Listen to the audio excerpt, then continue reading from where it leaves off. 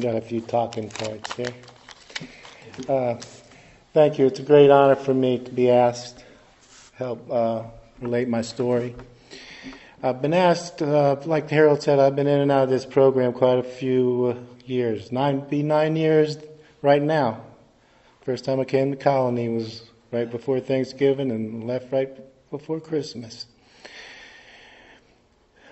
I've been asked quite a few times, do I have a story and what is it? And my favorite answer was, I got drunk, I fell down, and I got back up. What I left out was, I got drunk, I fell down, I got back up, and I drank again. And again, and again, and again, and again. Every time I drank, I fell down. In a lot of different ways. Physically, I fell downstairs backwards. I fell in a ditch and got bit by a pit bull, tore my arm up. If I wasn't falling down on my own, somebody weren't happy to knock me down. And in my own eyes, my vision of myself and the way I was working the program, I know I was slipping and falling backwards. And I losing my self-esteem. Finally, one morning, I know it was April 9th, 2017, I woke up, I got out of bed, I was filled with regret, emptiness, and self-loathing. I had just gotten my third DUI in 4 years the night before. I walked downstairs, my wife was in the kitchen, I went up behind her and hugged her. I told her I was sorry and that I was going to have to do something. I didn't know, well, I knew what. I didn't want to do it though. I told her I don't want to do it, but I know I have to do it. She said, that's right. I called a friend of mine who I knew in the program who was my substance abuse counselor or therapist at Daymark at the time. I told her my situation and that I was going to have to go into treatment, I know. And I said, she said, yeah, that's right. And I told her, well, I hear Harold is retired. And she said, well, maybe semi-retired. And I said, well, who do I talk to over there? She said, call Mark Christopher, ask him. And I called him and he said, Michael, do you remember me? I said, no. Well, he remembered me. We'd been in the rooms together at the time. Well, actually 2 years before that, because I'd been out again for 2 years. He said, well, come on down here day after tomorrow and I'll talk to you. And I did. We talked. He said, you remember me now? I said, your voice sounds familiar. You sure have changed. And he said, yeah, he's changed. He's changed quite a bit. He said, yeah, we can help you. I'm going to call you in a few days and let you know when you can come in and try and stay sober. Well, I had tried to stay sober for a while, but a few days here and there, and I drank. The day before I came in, I drank a half a pint of vodka. And I came in on April 26, 2017. That is my sobriety day.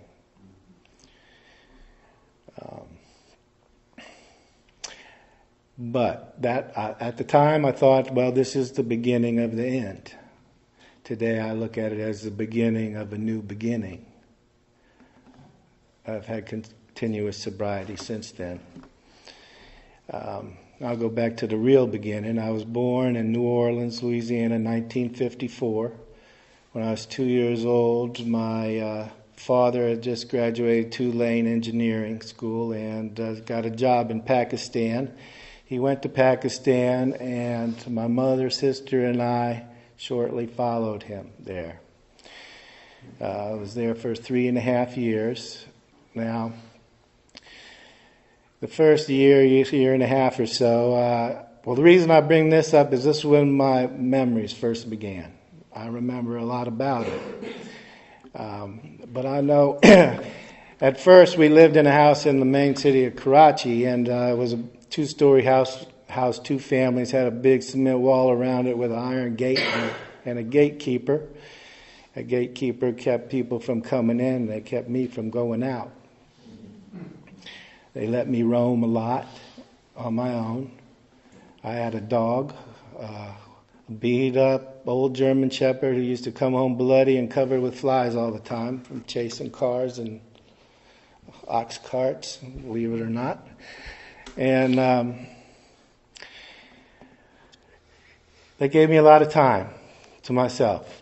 I had somebody look over me, but these were servants. And if you want to talk King Baby, I had a good start. A legitimate start at King Baby. I had servants, and I used them. Well, when I was 4, we moved out into the country from a place called Carian. You could see the Himalaya mountains on the horizon from our back door. And the rest of it was all surrounded by desert. And we lived in an American-European compound. Dad was working on a big construction project. And there, by the time I was 4, they let me roam the community. It was a different era. It wasn't that so much I was unsupervised, because back then everybody was supervising you. The Pakistanis were making sure I wasn't getting in trouble. The Europeans and Americans looked after everybody's kids, make sure they weren't getting in trouble. We had a kind of a country club, sort of. My mom would spend the days there playing bridge, sipping on gin and tonics. And I had a dog there named Raja. I was a big boxer. He went everywhere I went, so he was my company. I could roam all I wanted to, and I got whipped every day for something I did. I don't ever remember doing anything wrong, but apparently it was something every day until I think I was 9 years old. Finally stopped getting my whippings. It took me a little while to learn. We moved back to the States just before I turned 6. And, of course, back in Pakistan, all I wore was a pair of shorts, sandals, and a T-shirt all the time. When we came back, that's pretty much what I wore in New Orleans, except one day she brought out these khaki pants, a khaki shirt, and a khaki belt, like a Boy Scout belt. She said, put these on and see what they look like. Oh, leather shoes. I hadn't worn those before. And she put them on. She said, go stand outside with Mike and Albert. Those are 2 neighbor boys I played with all the time. They're both older than me. Well, we're standing out there, and then she says, just stay with them, go where they go, do what they do, and tell what they tell you to do. Like, okay. So this van comes up, and they say, come on, let's go get in here. So we go in there, drive around, short drive, get to this place with the big stone wall around it, go in there, let us out. Albert says, Mike, show them where to go. He took me in there, and I had never seen a nun before. And she'd never seen me either, because I was about as brown as this kiosk, whatever you call it. And I had a butch, and my ears stuck out like that. And she was looking at me kind of sideways, and we didn't ever get along. Didn't do rules. And learning was a whole new thing. Doing something I didn't want to do. Well, I eventually got through that situation. And next year we moved to Nashville. Same deal. Well, it wasn't Catholic school, public school. I didn't do well. 3rd grade, we moved to Cincinnati. I didn't do well there. Seemed like I was just working on my multiplication tables. When they were doing long division, I was always behind. My mom put me back in third grade again when we moved to Boston, and I guess I caught up. My fourth grade, we were in Cleveland, and I was doing good. I was right up there doing just fine with everybody else. The rest of my school career went pretty well. The thing about moving all that much, it didn't really give me, I loved having a home like in New Orleans where I thought where we were going to live, and here I was living all these different places. I hated leaving my friends. I always made new ones. And but I always felt real bad about leaving the ones I had. And by the time I got to college, people were going home for the holidays. I never felt like I had one. So in high school, I did individual sports.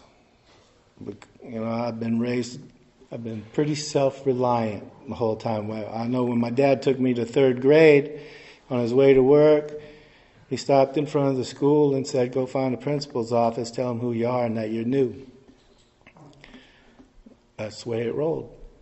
So I knew where principal's offices were in schools. They were usually up front, so, took care of that. And like I said, in the sports, I did individual sports, track and wrestling and swimming in the summer, swim team. And my dad got on me one time for, why don't you play basketball, football, or basketball? Well, one, I wasn't built for it, but I just wasn't drawn to those sports. And he said, "You're always so independent." Well, that's the way I was brought up. Be self-reliant. I did always make friends, but not a lot. But I always had good friends. But I depended on myself my whole life. When I got out of college, I went to work I worked some construction, and I worked in a camera shop. I studied art, photography, and journalism in school, and but I started working for myself, assistant for professional photographers, and I got a job in a studio, a contract job, as a first assistant. Now that's the job for me. Up to this time, I did not do a lot of drinking. I did smoke a lot of weed all through college. I did some funny different kinds of pills. And a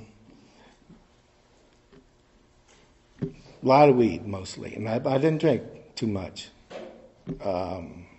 Occasional weekends, parties, nothing outrageous. I quit, when I got into this studio, I quit smoking cigarettes, I quit smoking weed, I quit snorting powder and doing drugs, and because I liked this job. This is it. This is what I want to do. And that's what I ended up doing. So for 25 years, I didn't smoke any weed or do drugs. Wasn't again until I was in my early 50s I smoked weed again. And started snorting some powder again. But, let's see. When I was in my relationships and when I was working and in school, were always non-committal. I always had a girlfriend or a date, more like it, see a few times, and okay, that was good. And for 20 years, I always had a few girlfriends I would go out with every day, except I took one day a week off to rest. And they never asked me what I was doing. I'd see each of them about 2 nights a week, and they never asked me what I was doing the other nights. I never asked them, and fortunately I never called any of them by the wrong name. So it worked out. I never had a problem with that until, and I met my wife. And I was had my own business in a studio. In that studio I first got a job in.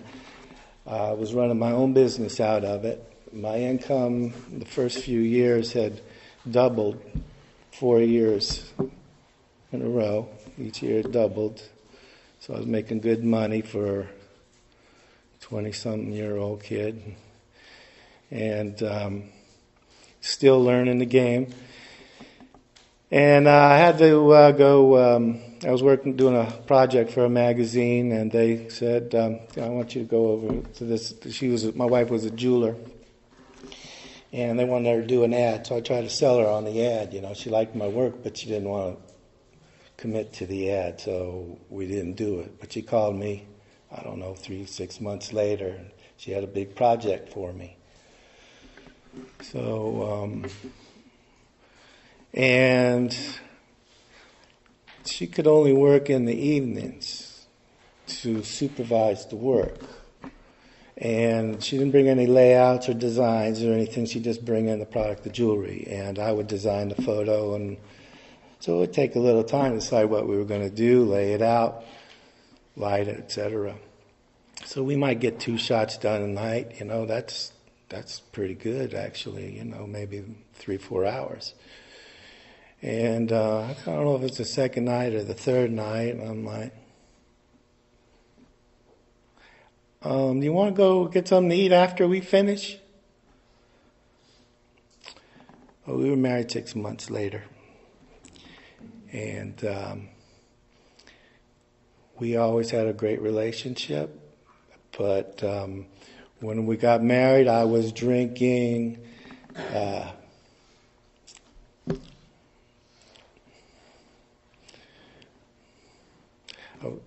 I was developing a taste for liquor.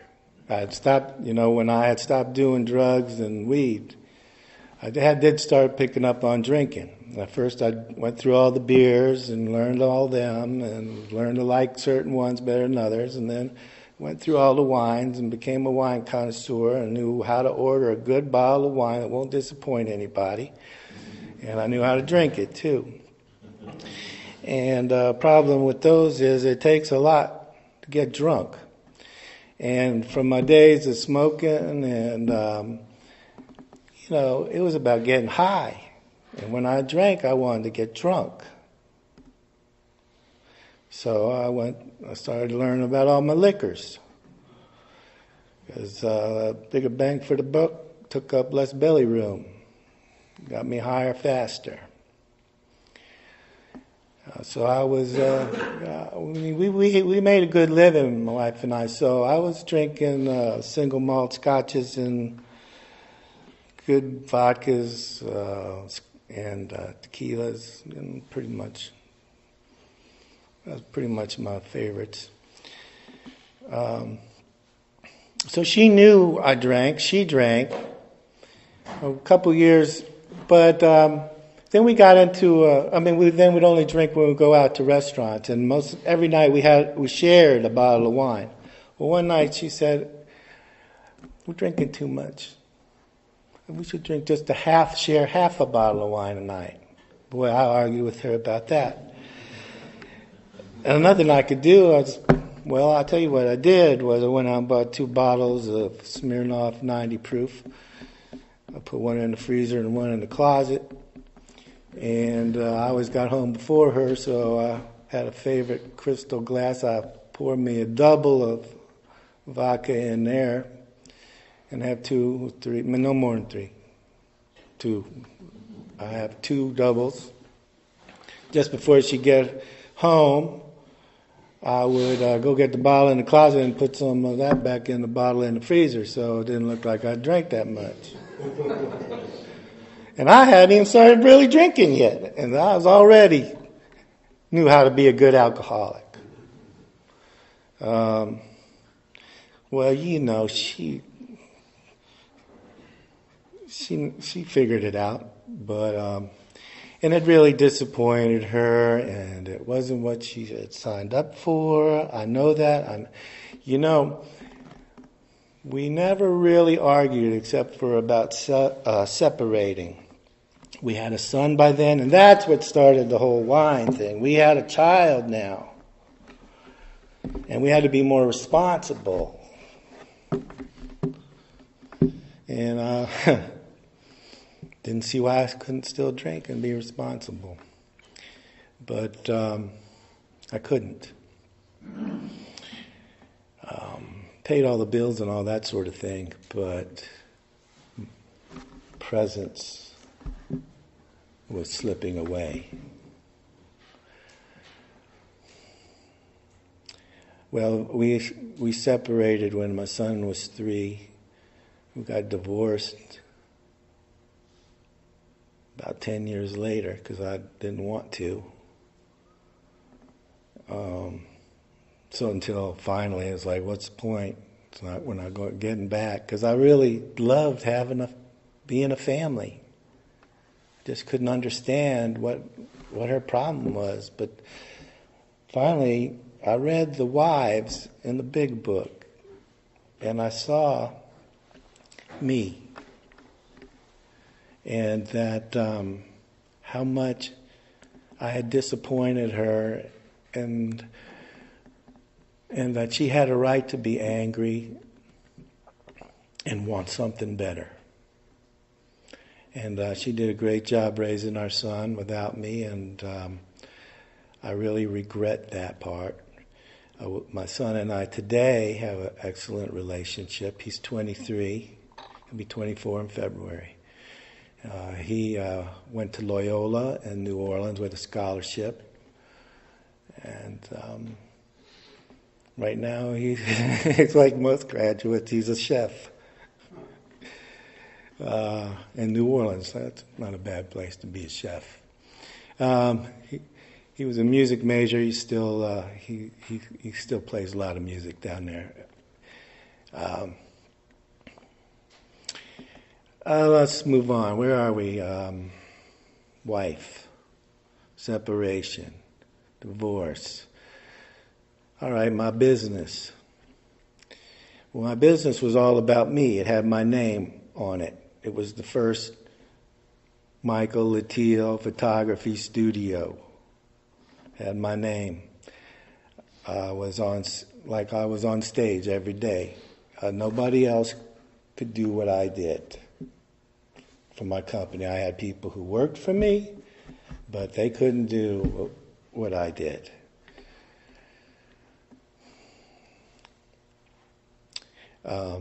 I've had some real good assistants who stayed for me for quite a few years.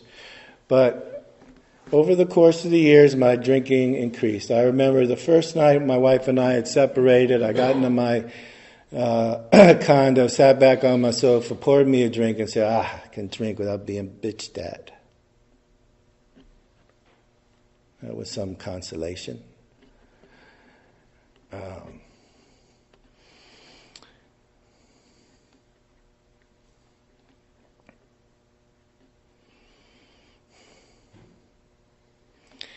So my drinking continued to get bad, and I was 40 years old when my son was born. And so, say I'm getting up towards 50, I'm in my late 40s, and I start getting these kidney stones. It hit me out of the blue. And then what happened was they didn't go every 6 weeks. I get a new round. And each one would last 4 weeks, and then I'd have 2 weeks without pain, and then it would start again. And they gave me oxys and all the other opiates, and I didn't like them. I wouldn't take them. But I found alcohol worked very well. It would evaporate that pain off my kidney in 5 minutes. As long as I kept priming it every hour or two, it was pain pretty, I'm going to say totally pain-free with those things, but well reduced. I could walk. We had a pond on our property a quarter mile away. I used to walk that 3 times a day without any problem. So apparently it was working for me. By that time, but I'm jumping ahead. I had to quit. I had to stop working.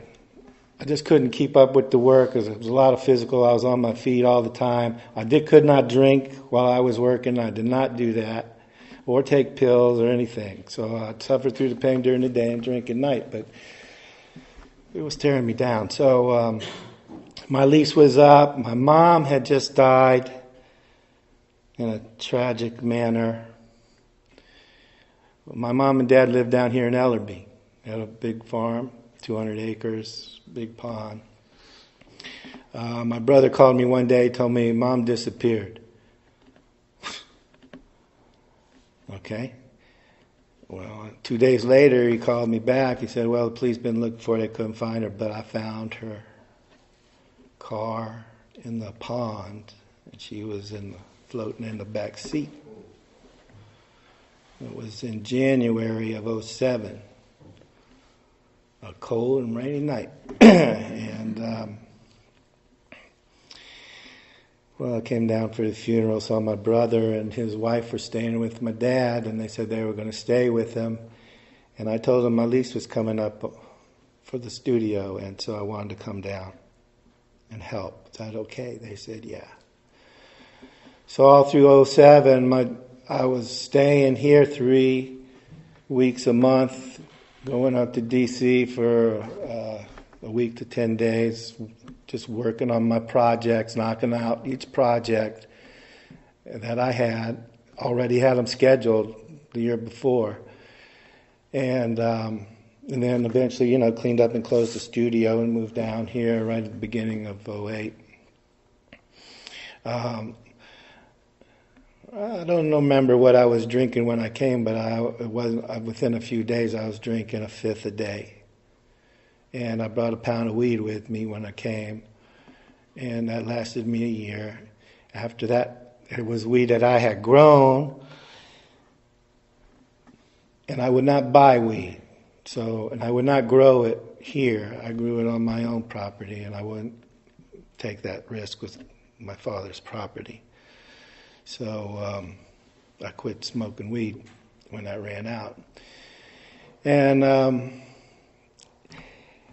finally I went and got that. What happened, my kidney the stone in it kind of expanded dramatically in a short time to where the doctors would actually do something about it. So I went to Chapel Hill and they chopped it all up and took it out. And I've been pain-free ever since.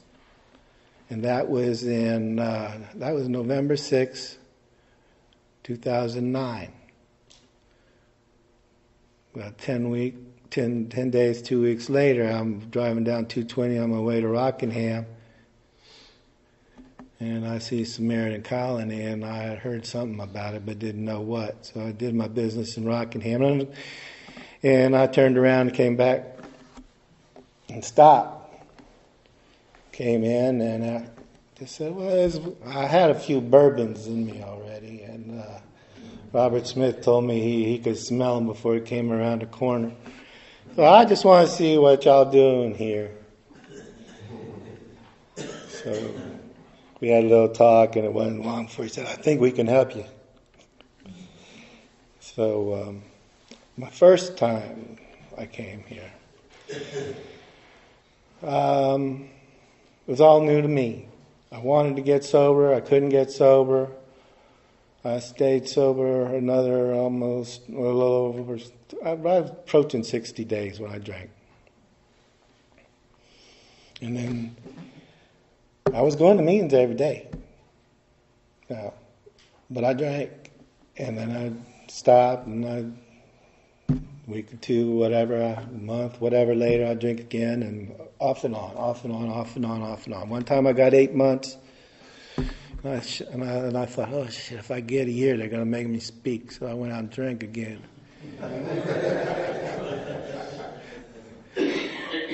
And that's true. And but I think I wanted to anyway. There's a lot of times when I got mad at AA, the people in it, and whatever, really, because I was looking for a reason to leave so I could drink again. Drinking and going to meetings is a lot of damn work. Don't recommend it. Well, then we come up to the point where I drank again. I got my third DUI. Called Mark Christopher. He set me up. Now by this time, I'd been out on my own for over 2 years by that time, maybe 3. I'm not sure, but drinking and snorting mostly, and it was about 2 weeks into the program, maybe 10 days, 2 weeks. Craving was gone. The obsession to try, and even thought. I know I was in a controlled environment. I know I couldn't drink, but for the first time ever, I didn't desire to.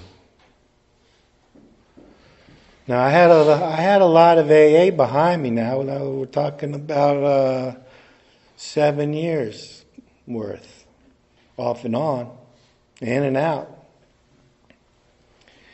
So I knew what I was supposed to do. I just had never been able to do it. What was in here, I couldn't put in my feet and put into action. I didn't know. I didn't get it. So about 2 weeks in, I noticed that craving was gone. Because usually if I'm in jail or somewhere, I don't care where, in the hospital, I'm thinking about getting a drink when I get out.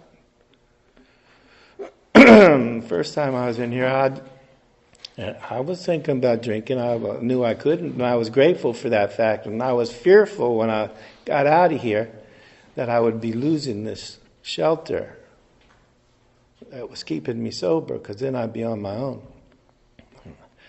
And I relapsed, like I said, pretty quick.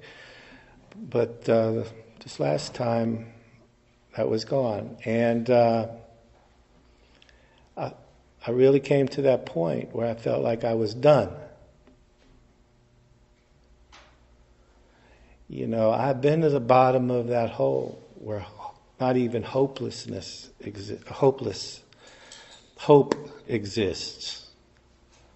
where hope doesn't even exist.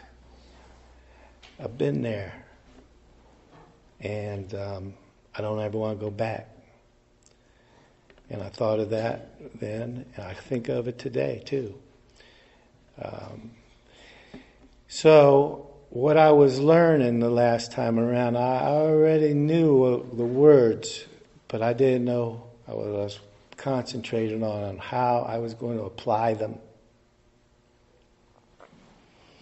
Today, I've heard people debate whether the third step is an action step or not. But I'll tell you, today, I pray about I'm powerless to alcohol. My life will become unmanageable. I know I need a power greater than myself. I cannot do anything alone that I make the decision to do, because I am self-serving, have been my whole life, self-centered and self-serving. And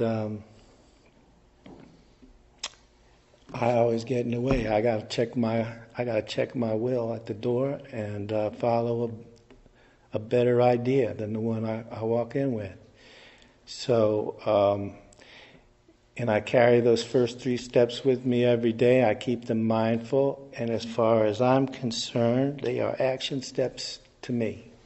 I use them to filter the rest of the steps and what I'm doing every day. It gives me an enormous amount of comfort to know that I have a partner, somebody to help me. I have real guidance that isn't about the quick, easy, pleasurable thing, but sometimes the hard, painful thing. But I know when I follow through on it, how much better it makes me feel. And how not only how much better it makes me feel, but how much regret and self-loathing I don't have at the end of the day when I look back on it. I have, 19 months now, continuous sobriety. I've been able to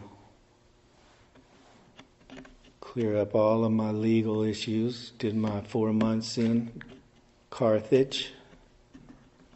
That's the best deal you get for your third DUI in Moore County. That's the minimum. I think one of the reasons I got that minimum was because I had 7 months of this program behind me when I finally went to jail. And I was living in a recovery house when I finally went to court and went to jail. And my lawyer told him he does a meeting every day. He didn't know the first 3 months I did 3 meetings every day almost. And I tell you, I highly recommend it if you. It was a luxury. You know, I get a vibration from a meeting. I try to keep that vibration and extend it as long as I can. Well, when you do more than one, you get to extend it. I get to extend it longer. I had 3 a day, 90 days. I was just about ringing all the time.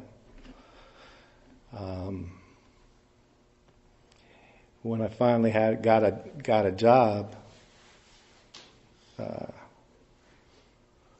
missed the meetings. I realized what a luxury it was to have them available to me. And the people in the rooms, the message comes through them. How grateful I was to have them. They also believe in a power greater than themselves and push their own will aside to try and do the better thing. And you know, I recognize that in other people today. We have an immediate connection. I have a little more trust for them, a little more love for them automatically, because I know that they're pushing their will aside to try and be a better person. We're all different people, but we're all really headed in the same direction.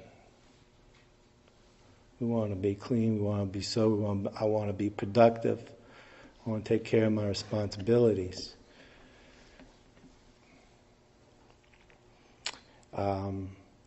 So I have cleaned up a lot of the wreckage of my past. I've made the amends that I can make so far. I still wrestle with wanting to make some of the ones I know I should but don't want to, but you know, time will come. Opportunity will come. And just like that next drink, you know, I don't dream about drinking or think about drinking that much. I do have a dream sometimes, but I don't desire a drink. But I've had 2 situations come up, I call them unexpected opportunities. Moments I didn't plan for. And have to look at that bottle and look at deer in the headlight. It paralyzes me. And then I think about when I was in that hole and where there is not even any hope to get out of. I don't want to go back there. I think of all the time I didn't have with my son and how that hurt him even more than it hurt me. Nothing I can do about that except stay sober.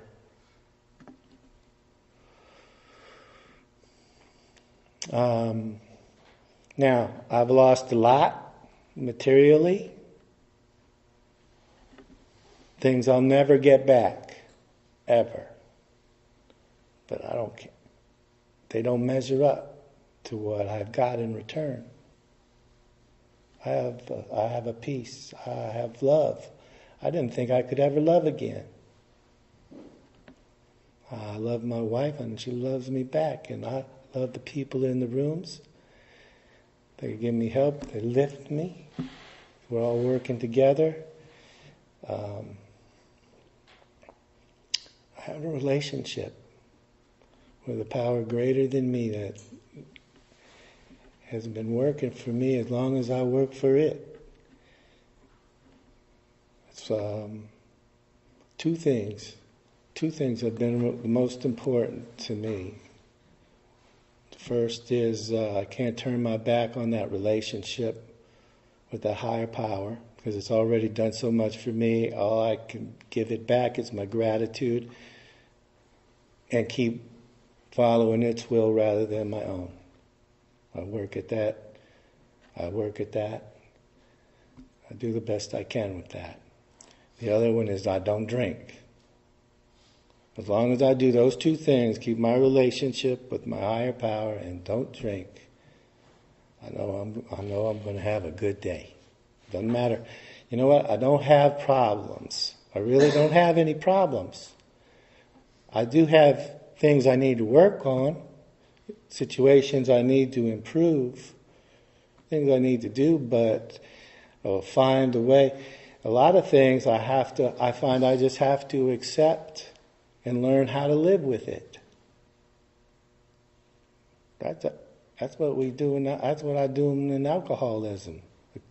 I'm an alcoholic. I accept that I'm an alcoholic. That doesn't mean I'm an alcoholic. I go out and drink. It means if I drink, I know I'll die. I have to learn to live with how to live with being an alcoholic. And the situation goes with everything else. I find a difficulty in how to find a way to live alongside of it. And I don't have a lot of things. I got me a job right now. I just started. I'm really enjoying it. I like the work. I like the people. They told me I would have 20 hours a week. I did the math. I said, this ain't going to work to myself. I said yes out loud. I've been working 3 days now, and was a Saturday, yesterday. They gave me 5 more hours a week, so now I'm up to 25. Moving in the right direction. Next week I'll start my own shift, and by the end of the week over, I'll have it to myself, unsupervised. I'm doing a good job, and they have confidence in me, and I know how to do this stuff. I can do it. I don't. Thought of a drink, and it's not an option. I've been blessed to be in a recovery house. I have a roof over my head, a bed under my back. I have food in my belly. I'm on a list, and I've been approved to get an apartment. My wife lives down here in Rockingham, and 20 miles away or whatever, and we see each other a couple of days a week and want to be back under the same roof, and we're moving in that direction. The money the finances are coming. It's, today it's not about what I want. It's just what I need is fine. I don't need a whole lot more than just being with my wife under a roof of our own. Neither one of us will drive again. At least for not two more years. We do own a car, but I don't drive it.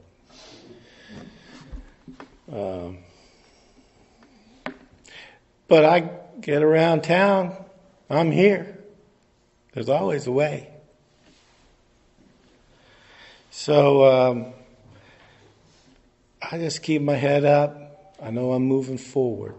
That's all I can do. I love my life today. Today, physically, I used to take blood pressure pills. I know I'm running the clock a little bit. Well, I've been taking blood pressure pills for 10 years. Until 6 months ago, they took me off of them. And I checked my blood pressure the other day, it was 120/83. That's pretty darn good for an old man who used to drink every day. My health is good. So I'm optimistic and just moving forward. Thank you.